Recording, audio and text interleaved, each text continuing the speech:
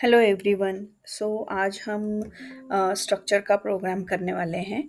But structure का simple programme नहीं करेंगे, हम करने वाले हैं फंक्शन से। मतलब स्ट्रक्चर्स का जो वेरिएबल रहेगा उसको हम डायरेक्टली पास करेंगे फंक्शन को। चलिए प्रोग्राम करते हैं। यहाँ पे आएगा hash include stdio dot h। Okay, then हम स्ट्रक्ट डिफाइन करेंगे। अब हम स्ट्रक्ट स्टूडेंट का कर रहे हैं तो हम स्ट्रक्ट स्टूडेंट करके करेंगे। आप शॉर्टकट भी स्टूड करके भी यूज़ कर सकते हैं। पहला वेरिएबल ले रहे हैं जिसका नाम है student ID. S I D मैं ले रही हूँ जिसका डेटा टाइप है इंटीजर। उसके बाद मुझे नेम लेना है तो कैरेक्टर ऑफ एन एरे, तो मैं यहाँ पे नेम ले रही हूँ जिसका साइज़ मैंने 20 दिया, बिकॉज बियॉन्ड 20 तो किसी का फर्स्ट नेम नहीं हो सकता। उसके बाद उसका परसेंटेज लेना है तो मैं फ्लोट ले रही हूँ और यहाँ पे PER ये मैं लिख रही हूँ। यहाँ पे क्लोज करेंगे, सेमी कोलन देंगे, यहाँ पे होता है स्ट्रक्चर का क्लोजिंग। फिर नेक्स्ट है that is int main. Main function हम लिखने वाले हैं, मेन फंक्शन का स्टार्टिंग। अब आप देख सकते हो यहाँ पे मैंने स्ट्रक्चर का वेरिएबल डिक्लेयर नहीं किया है, तो वो मैं स्ट्रक्चर मेन फंक्शन के अंदर लूँगी। तो उसको लिखने का सिंटैक्स कैसा होता है? सिंटैक्स होता है स्ट्रक्ट और नेक्स्ट नाम है स्टूडेंट। ओके, तो हमेशा याद रखिए कि जो आप ये लिखते हो ये और ये सेम होना चाहिए। अगर इसमें इसमें और इसमें डिफरेंस रहा तो आपका रन नहीं होगा। तो आप इसी स्ट्रक्ट स्टूडेंट को यहाँ पे उसका वेरिएबल क्रिएट कर रहे हो तो चेक करिए कि स्पेलिंग बराबर हो। तो मैंने यहाँ पे S1 नाम का स्ट्रक्चर वेरिएबल क्रिएट किया है। ओके, अब मुझे वैल्यू असाइन करना है तो आप प्री डिफाइन भी कर सकते हो या फिर यूज़र से भी ले सकते हो। अभी ये जो प्रोग्राम है मैं ये प्री डिफाइन कर रही हूँ, मतलब मैं यहीं पे डेटा एलोकेट कर रही हूँ। तो जब हम स्ट्रक्चर के अंदर जो मेंबर्स हैं इनको अगर हमें कोई वैल्यू असाइन करना है तो मुझे स्ट्रक्चर वेरिएबल की हेल्प लेनी होती है। तो इसके लिए हम यहाँ पे लिखेंगे S1 डॉट, और डॉट ऑपरेटर हम यूज़ करते हैं स्ट्रक्चर के मेंबर को एक्सेस करने के लिए। तो यूनिवर्सिटी में ये क्वेश्चन भी आता है कि डॉट हम क्यों यूज़ करते हैं स्ट्रक्चर में to access the member of the structure. तो यहाँ पे लिखेंगे हम SID और इसको मैंने वैल्यू असाइन की है 1। दूसरा है बहुत से स्टूडेंट्स ऐसे लिखते हैं S1 dot name is equal to for example Abir, but ये प्रॉब्लम क्रिएट करता है। आप डायरेक्टली स्ट्रिंग यहाँ पे इक्वल टू से असाइन नहीं कर सकते, तो ये टोटली रॉन्ग है। तो हमेशा ऐसे लिखने से आप स्किप करें इसको लिखना। तो हम कैसे लिखते हैं? तो हम strcpy, हाँ स्ट्रिंग फंक्शन जो होता है कॉपी करना, हम वो लिख रहे हैं। तो strcpy किस में कॉपी करना है? S1 डॉट नेम में। क्या कॉपी करना है? उसका नाम आपको लिखना है, तो मैंने यहाँ पे लिखा है अबीर। Okay, semicolon. अगर हम प्रोग्राम में strcpy मतलब स्ट्रिंग फंक्शन यूज़ करते हैं तो आपको यहाँ पे स्ट्रिंग हेडर फाइल पुट करना बहुत ज़रूरी है। तो हम लिखेंगे hash include in this string dot h। तो ये हेडर फाइल हमने यहाँ पे लिखा। ओके, अब नेक्स्ट हम लिखेंगे परसेंटेज। तो परसेंटेज के लिए भी S1 dot PER is equal to आपको जो भी परसेंटेज देना है। फॉर एग्जांपल मैं यहाँ पे लिख रही हूँ 85.30 फ्लोट लिया है, तो हम परसेंटेज के हिसाब से जा सकते हैं। अब हम स्ट्रक्चर जो प्रोग्राम है वो फंक्शन से कर रहे हैं।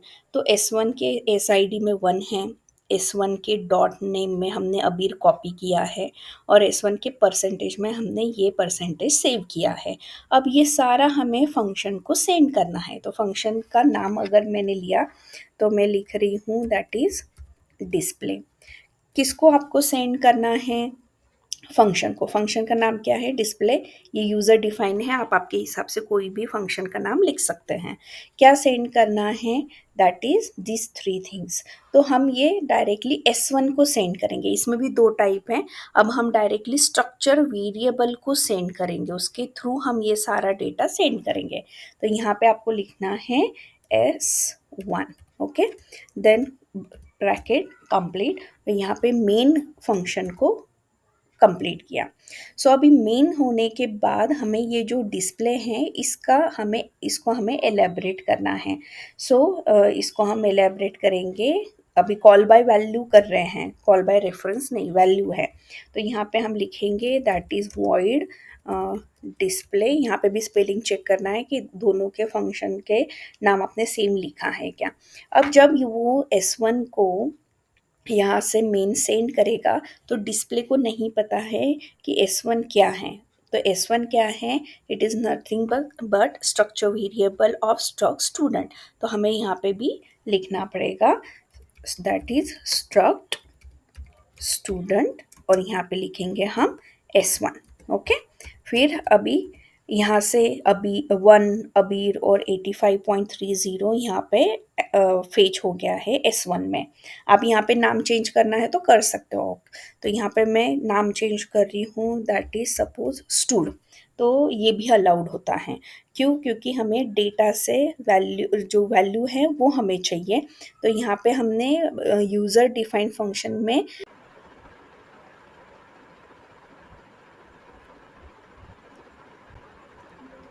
ओके, यहाँ पे हमने स्ट्रक्ट स्टूडेंट लिया और उसका स्ट्रक्चर हमने स्टार्ट किया। अब हमें ये जो पूरी वैल्यूज़ हैं, वन नेम और उसके परसेंटेज, वो हमें यहाँ पे डिस्प्ले करना है। तो यहाँ पे नाम अब अलग लिया तो भी आपको चलेगा, जैसे मैंने बोला है। अभी हमें आंसर्स को प्रिंट करना है कि सही में वन नेम और अभी जो मेन के अंदर है, मेन फंक्शन के अंदर, क्या ये डिस्प्ले नाम का फंक्शन उसको एक्सेस कर रहा है या नहीं थ्रू स्टूडेंट। तो यहाँ से S1 के थ्रू सेंड किया गया और स्टूडेंट के थ्रू एक्सेस किया गया। यहाँ पे हम प्रिंट करेंगे, हमें प्रिंट करना पहले आईडी और roll number of the student. तो मैं यहाँ पे लिखूँगी ID इज़ %D और वैल्यू किस में है। तो अभी आप देख सकते हो कि यहाँ पे स्टूड नाम लिया है मैंने। पहले मेन फंक्शन में S1 था, यहाँ पे स्टूड आया है। तो हमने अभी स्टूड में उसको एक्सेस करेंगे, तो कॉमा करना है और यहाँ पे लिखेंगे हम स्टूड डॉट ID।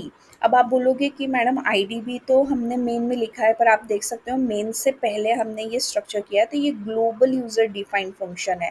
तो SID, नेम, यहाँ परसेंटेज, ये जो तीनों चीज़ें हैं ये डिस्प्ले भी एक्सेस कर सकते हो क्योंकि ये मेन के बाहर है, ऊपर लिखा हुआ है।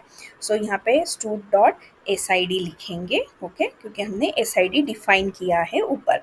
उसके बाद प्रिंटेड डबल कोट में हम लिखेंगे that is /n। Next line पे चाहिए तो नेम इज।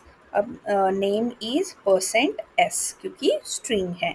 इसमें भी लिखेंगे स्टूड डॉट नेम। तो आप देख सकते हो ऊपर नेम ही हमने लिखा हुआ है। तीसरा है परसेंटेज, करेक्ट, आपने बराबर बोला, दैट इज परसेंटेज। तो यहाँ पे हम लिखेंगे /n और percentage is again colon %d comma stood dot PER। Okay, यहाँ पे मैंने क्लोज किया, यहाँ पे मैं क्लोज कर रही हूँ। उसके बाद यहाँ पे स्क्रीन हमें पॉज करना है तो गेट ch। ओके, यहाँ पे हम सेव करेंगे प्रोग्राम को। तो यहाँ पे हम करेंगे उसको कंपाइल। Alt F9 चेक करते कितने एरर्स, कितने वार्निंग है और उसको रिमूव करेंगे। ओके, 1 एरर है, function should return a value, नहीं वार्निंग है सॉरी। और दूसरा है टाइप मिसमैच है, मतलब डिस्प्ले। स्पेलिंग चेक कर लीजिए, DISPLAY, डिस्प्ले हमने यहाँ पे लिखा हुआ है, यहाँ पे भी हमने डिस्प्ले लिखा हुआ है। ठीक है, उसके बाद और कहाँ प्रॉब्लम क्रिएट कर रहा है वो चेक करना है हमें।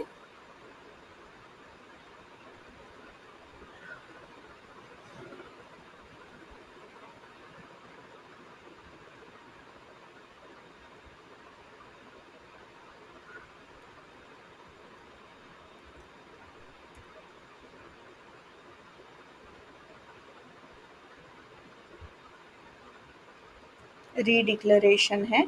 हम एक काम करेंगे, यहाँ पे जो स्ट्रक्चर है इसमें हम इसको वॉइड, उसके बाद display in bracket struct student stood, इसको हम, ये प्रोटोटाइप हैं, इसको प्रोटोटाइप बोलते हैं। तो हम प्रोटोटाइप चेक करते हैं कि करेक्ट है। फिर से एक बार चेक करेंगे, अल्ट F9। आप देख सकते हो एरर चली गई है। यहाँ पे हमने प्रोटोटाइप चेंज किया है। सो यहाँ पे इंट दिया हुआ है, तो यहाँ पे हम लिखेंगे return that is 0। Okay, so again function F2 से सेव किया, फंक्शन अल्ट F9 से किया, तो ज़ीरो एरर, ज़ीरो वार्निंग। और एक बात जो हमेशा मैं भूलती हूँ, हमें यहाँ पे डिस्प्ले करना है, तो हम लिखेंगे CLR SCR। ओके, सो यहाँ पे, अच्छा एक मिनट, सॉरी आई फॉरगॉट, तो यहाँ पे हम इसके बाद लिखेंगे। ओके, CLR SCR, हमेशा वेरिएबल डिक्लेरेशन और प्रोटोटाइप के बाद। सो अल्ट F9, आप देख सकते हो ज़ीरो एरर, ज़ीरो वार्निंग। और हम अभी इसको रन करेंगे। सो आप देख सकते हो ID इज़ 1, नेम इज़ अबीर एंड परसेंटेज इज़ 0। ज़ीरो आ रहा है क्यों, कोई बताएगा? एरर ढूंढ के निकालेगा कि फ्लोट परसेंटेज क्यों नहीं डिस्प्ले हुआ, क्योंकि यहाँ पे मैंने %d यूज़ किया है। आप देख सकते हो ऊपर उसका जो डेटा टाइप है वो फ्लोट है, और ये मैंने %d कन्वर्जन कैरेक्टर लिखा था। So again alt F9 compile किया। आप देख सकते हैं, देखेंगे कि 85.30 हमें डिस्प्ले करके दिखाता है यानी, तो यस अभी वो दिखा रहा है। तो आप देख सकते हो ID इज़ 1 अबीर, और अभी उसने अपडेटेड करके दिया हुआ। सो आई होप आपको समझ में आया होगा। तो ये जो प्रोग्राम है इसका नाम है program for how to pass entire structure variable as argument to the function. तो ये फंक्शन से प्रोग्राम किया गया है। So I hope so. मैंने अब अगर बोल रहे हो कि यहाँ पे पहला वाला भी वैल्यू आया है और अभी दूसरा वाला भी दिखा रहा है, तो इसके वजह है कि मैंने उसको कंपाइल नहीं किया था। मैंने डायरेक्ट रन किया था। फंक्शन अल्ट F9 करना बहुत ज़रूरी है, देन कंट्रोल F9 करना है। ठीक है, सो आई होप आपको सबको समझ में आ गया होगा program. Thank you so much.